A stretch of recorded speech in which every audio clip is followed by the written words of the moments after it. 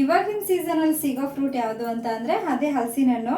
ಇದನ್ನು ಬೆಳೆಸ್ಕೊಂಡು ಸಿಹಿ ಕಟ್ ಮಾಡೋದು ಹೆಂಗೆ ಅಂತ ನೋಡೋಣ ಬನ್ನಿ. ಈ ರೆಸಿಪಿಗೆ ಮೇಯ್ನ್ ಆಗಿ ಬೇಕಾಗಿರೋಂಥ ಇಂಗ್ರೀಡಿಯೆಂಟ್ಸು ಹಲಸಿನ ಹಣ್ಣು. ಇದೊಂದು 10ರಿಂದ 15 ತೊಗೊಂಡಿದ್ದೀನಿ. ಮತ್ತು ಅರ್ಧ ಕಪ್ ಆಗೋಷ್ಟು ಅಕ್ಕಿ ಹಿಟ್ಟು, 1 ಕಪ್ ಆಗೋಷ್ಟು ತೆಂಗಿನಕಾಯಿ ತುರಿ, ಅರ್ಧ ಕಪ್ ಆಗೋಷ್ಟು ಇಲ್ಲಿ ನಾನು ಬೆಲ್ಲದ ಪುಡಿನ ತೊಗೊಂಡಿದ್ದೀನಿ. ಯಾಕೆ ಅರ್ಧ ಕಪ್ ತೊಗೊಂಡಿದ್ದೀನಿ ಅಂದರೆ ಆಲ್ರೆಡಿ ಜಾಕ್ ಫ್ರೂಟ್ ತುಂಬಾ ಸ್ವೀಟ್ ಇರುತ್ತೆ. ಸೊ ಅದಕ್ಕೋಸ್ಕರ ನಾನು ಬೆಲ್ಲನ ಒಂದು ಅರ್ಧ ಕಪ್ ತೊಗೊಂಡಿದ್ದೀನಿ. ಒಂದು 1/4 ಟೇಬಲ್ ಸ್ಪೂನ್ ಆಗೋಷ್ಟು ಏಲಕ್ಕಿ ಪೌಡರ್ನ ತೊಗೊಂಡಿದ್ದೀನಿ. ಇದಿಷ್ಟು ಮೇಯ್ನ್ ಇಂಗ್ರೀಡಿಯೆಂಟ್ಸು ಇದಕ್ಕೆ ಬೇಕಾಗಿರೋದು. ಹಲಸಿನ ಹಣ್ಣಲ್ಲಿ ಇರೋವಂಥ ಒಂದು ಸೀಡ್ಸ್ನ ನಾವು ಸಪ್ರೇಟ್ ಮಾಡ್ಕೋಬೇಕು. ಅಂದರೆ ಬೀಜನ ಈ ರೀತಿ ಎಲ್ಲನೂ ಕೂಡ ರಿಮೂವ್ ಮಾಡಿ ಬರೀ ಹಣ್ಣನ್ನು ಮಾತ್ರ ನಾವು ಪೇಸ್ಟ್ ಮಾಡ್ಕೋಬೇಕು, ಒಂದು ಪ್ಯೂರಿ ಮಾಡ್ಕೋಬೇಕು. ಅದಕ್ಕೋಸ್ಕರ ಸೀಡ್ಸ್ನೆಲ್ಲ ಸಪ್ರೇಟ್ ಮಾಡ್ಕೊತಾ ಇದ್ದೀನಿ. ಈ ಸೀಡ್ಸ್ನೂ ಕೂಡ ಬಿಸಾಕೋದಕ್ಕೆ ಹೋಗಬೇಡಿ. ಇದನ್ನು ಬಳಸ್ಕೊಂಡು ಕೂಡ ಹಲವಾರು ರೆಸಿಪೀಸ್ನ ಮಾಡ್ಕೋಬೋದು. ಇದರಲ್ಲೂ ಕೂಡ ಅಷ್ಟೇ ತುಂಬಾ ಪ್ರೋಟೀನ್ಸ್ ಇರುತ್ತೆ, ಯಾವುದು ಕೂಡ ವೇಸ್ಟ್ ಆಗಲ್ಲ. ಮೊದಲು ಈ ಹಲಸಿನ ಹಣ್ಣನ್ನ ಚೆನ್ನಾಗಿ ಒಂದು ಪ್ಯೂರಿ ಮಾಡ್ಕೋಬೇಕು. ಈ ಪ್ಯೂರಿ ಮಾಡೋದಕ್ಕೆ ನೀರನ್ನು ಏನೂ ಆ್ಯಡ್ ಮಾಡ್ಕೋಬೇಡಿ. ಜಸ್ಟ್ ಹಲಸಿನ ಹಣ್ಣು ಏನಿದೆ ಅದನ್ನು ಮಾತ್ರ ಹಾಕ್ಕೊಂಡು ನುಣ್ಣಗೆ ರುಬ್ಕೋಬೇಕು.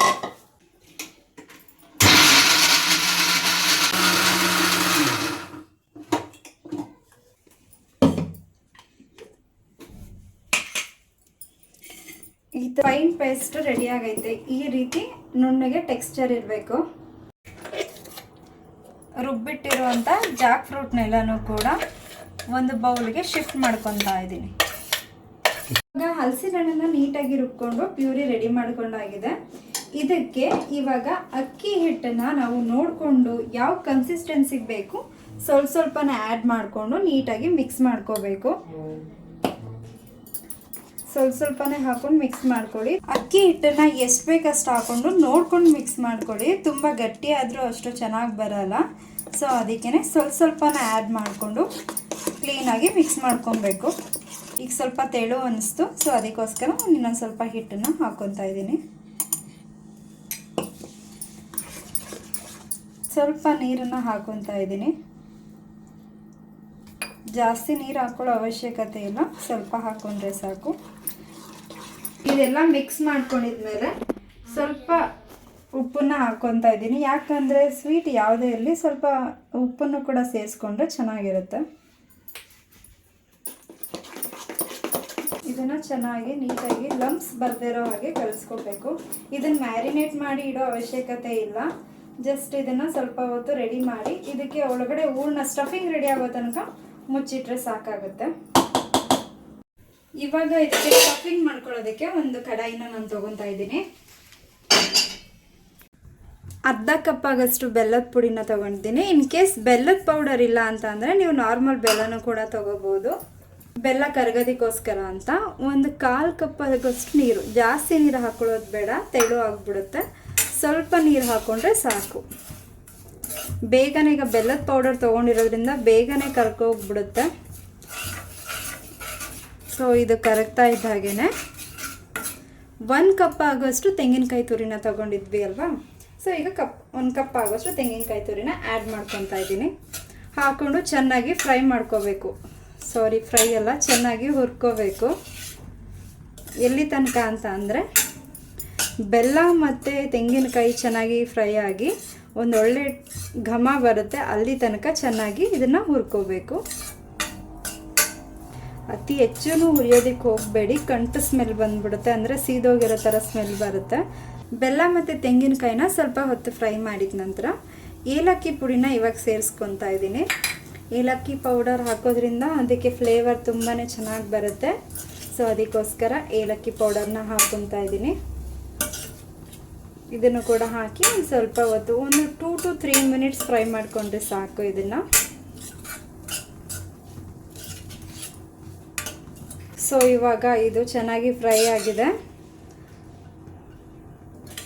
ಬೆಲ್ಲ ಮತ್ತು ತೆಂಗಿನಕಾಯಿ ಎಲ್ಲ ಚೆನ್ನಾಗಿ ಫ್ರೈ ಮಾಡ್ಕೊಂಡಾಗಿರುತ್ತೆ. ಇವಾಗ ಆಫ್ ಮಾಡಿದರೆ ಸಾಕು. ಇವಾಗ ಸ್ಟಫಿಂಗ್ ರೆಡಿ ಆಯಿತು.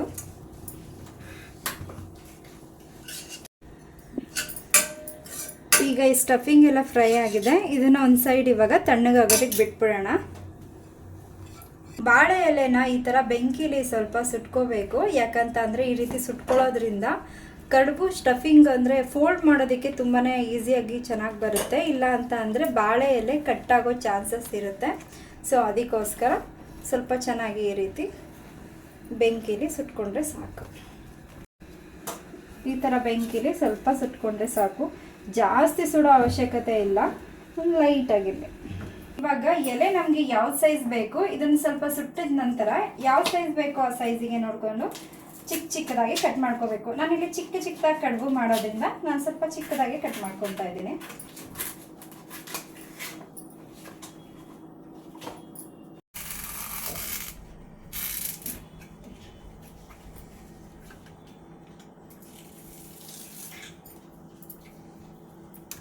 ಈ ವೇಸ್ಟನ್ನ ತೆಗೆದ್ಬಿಡ್ಬೇಕು, ಇದಿದ್ರೆ ನೀಟಾಗಿ ಫೋಲ್ಡ್ ಮಾಡೋದಕ್ಕಾಗಿಲ್ಲ.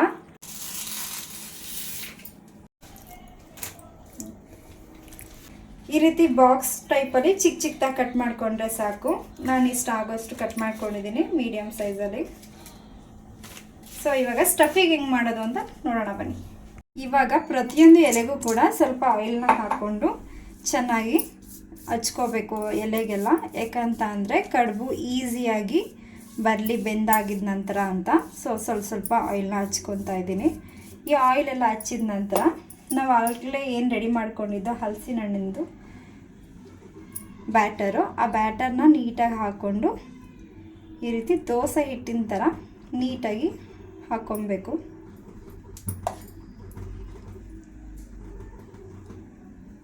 ನಿಮಗೆ ಯಾವ ಸೈಜಿಗೆ ಬೇಕೋ ಆ ಸೈಜಿಗೆ ನೀವು ಹಾಕೋಬೋದು. ಇಷ್ಟೇ ಚಿಕ್ಕದಾಗಿ ತೋರಿಸ್ತಾ ಇದ್ದಾರೆ ಅಂತ ಚಿಕ್ಕದಾಗಿ ಅಲ್ಲ, ನಾನು ಚಿಕ್ಕದಾಗಿ ಮಾಡ್ಕೊತಾ ಇದ್ದೀನಿ. ಇವಾಗ ರೆಡಿಯಾಗಿತ್ತಲ್ವ ಆ ಸ್ಟಫಿಂಗ್ನ ಈ ರೀತಿ ಮಧ್ಯ ಹಾಕೋಬೇಕು. ಆಲ್ರೆಡಿ ರೆಡಿ ಮಾಡಿ ತಣ್ಣಗಾಗೋದಕ್ಕೆ ಇಟ್ಟಿದ್ದೆ.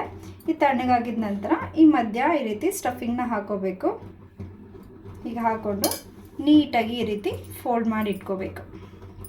ಸೊ ಇದಿಷ್ಟೇ ಕಡುಬು ಸ್ಟಫಿಂಗ್ ಇವಾಗ ರೆಡಿ ಆಗಿದೆ. ಈ ರೀತಿ ಉಳಿದಿದ್ದೆಲ್ಲನೂ ಕೂಡ ರೆಡಿ ಮಾಡ್ಕೋಬೇಕು.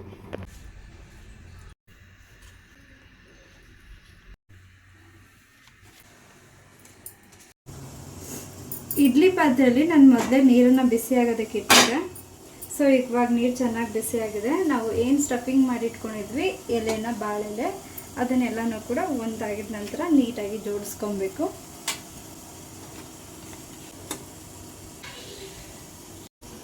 ಎಲ್ಲ ನಾವು ಎಷ್ಟು ರೆಡಿ ಮಾಡ್ಕೊಂಡಿದ್ವಿ ಸ್ಟಫಿಂಗು ಎಲ್ಲನೂ ಕೂಡ ಒಟ್ಟಿಗೆ ನಾನು ಕುಕ್ ಮಾಡೋದಕ್ಕೆ ಇಟ್ಕೊತಾ ಇದ್ದೀನಿ. ಸಪ್ರೇಟಾಗಿ ಒಂದೊಂದಾಗಿ ಬೇಯಿಸ್ಕೊಳ್ಳೋ ಅವಶ್ಯಕತೆ ಇಲ್ಲ. ಇಡ್ಲಿ ಯಾವ ರೀತಿ ಮಾಡ್ತೀರೋ ಅದೇ ರೀತಿ ಎಲ್ಲನೂ ಕೂಡ ಜೋಡಿಸ್ಕೊಂಡು ಲಿಡ್ನ ಕ್ಲೋಸ್ ಮಾಡಿ 10 ರಿಂದ 15 ನಿಮಿಷ ಬೇಯೋದಕ್ಕೆ ಬಿಡಬೇಕು. ಇದೊಂದು ಟ್ರೆಡಿಷ್ನಲ್ ರೆಸಿಪಿ. ನೀವು ಮನೇಲಿ ಮಾಡಿಕೊಟ್ರೆ ಎಲ್ಲರೂ ಕೂಡ ತುಂಬಾ ಇಷ್ಟಪಟ್ಟು ತಿಂತಾರೆ. ಬೇಕಾದರೆ ಒಂದ್ಸಲ ಟ್ರೈ ಮಾಡಿ. ಇವಾಗ ಕಡುಬನ್ನ 15 ನಿಮಿಷದಿಂದ ಕುಕ್ ಆಗೋದಕ್ಕೆ ಇಟ್ಟಿದ್ದೆ. ಇವಾಗ ಹೇಗಾಗಿದೆ ಅಂತ ನೋಡೋಣ. ಸ್ಮೆಲ್ ಅಂತೂ ತುಂಬಾ ಚೆನ್ನಾಗಿ ಬರ್ತಾ ಇದೆ. ಕಡುಬು ಹೇಗೆ ಬೆಂದಿದೆ ಅಂತ ನಿಮಗೆ ಗೊತ್ತಾಗುತ್ತೆ ಅಂತ ಅಂದರೆ ಎಲೆಗಳ ಬಣ್ಣ ಚೇಂಜ್ ಆಗಿರುತ್ತೆ. ಈ ರೀತಿ ಎಲೆ ಬಣ್ಣ ಚೇಂಜ್ ಆದರೆ ಕಡುಬುನು ಕೂಡ ಚೆನ್ನಾಗಿ ಬೆಂದಿದೆ ಅಂತ ಅರ್ಥ. ಇವಾಗ ಟೇಸ್ಟ್ ಮಾಡೋ ಟೈಮು ನಾನಂತೂ ತುಂಬಾ ವೆಯ್ಟ್ ಮಾಡ್ತಾ ಇದ್ದೆ.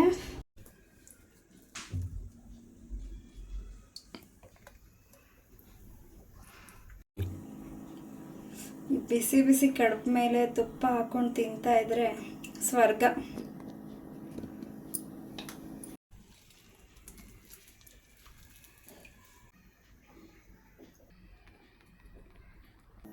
ಬಿಸಿ ಬಿಸಿ ಹಲಸಿನ ಹಣ್ಣಿನ ಕಬಾಬ್.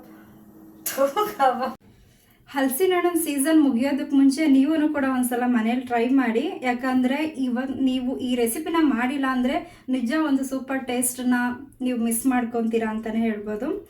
ಈ ರೆಸಿಪಿನ ನಾನು ನಮ್ಮ ಅಜ್ಜಿ ಹತ್ರ ಕಲ್ತ್ಕೊಂಡಿದ್ದು. ಇದು ತುಂಬ ಹಳೆ ಕಾಲದ ಟ್ರೆಡಿಷ್ನಲ್ ರೆಸಿಪಿ ಅಂತಲೇ ಹೇಳ್ಬೋದು. ಟೇಸ್ಟ್ ತುಂಬಾ ಚೆನ್ನಾಗಿರುತ್ತೆ. ಈ ರೆಸಿಪಿ ನಿಮಗೆ ಇಷ್ಟ ಆಗಿದ್ದರೆ ಪ್ಲೀಸ್ ಒಂದು ಲೈಕ್ ಮಾಡಿ, ಶೇರ್ ಮಾಡಿ. ಹಾಗೆ ಯಾರೆಲ್ಲ ಹೊಸದಾಗಿ ನನ್ನ ಚಾನಲ್ ನೋಡ್ತಾ ಇದ್ದೀರಾ ಸಬ್ಸ್ಕ್ರೈಬ್ ಮಾಡೋದನ್ನು ಮರಿಬೇಡಿ. Thank you for watching.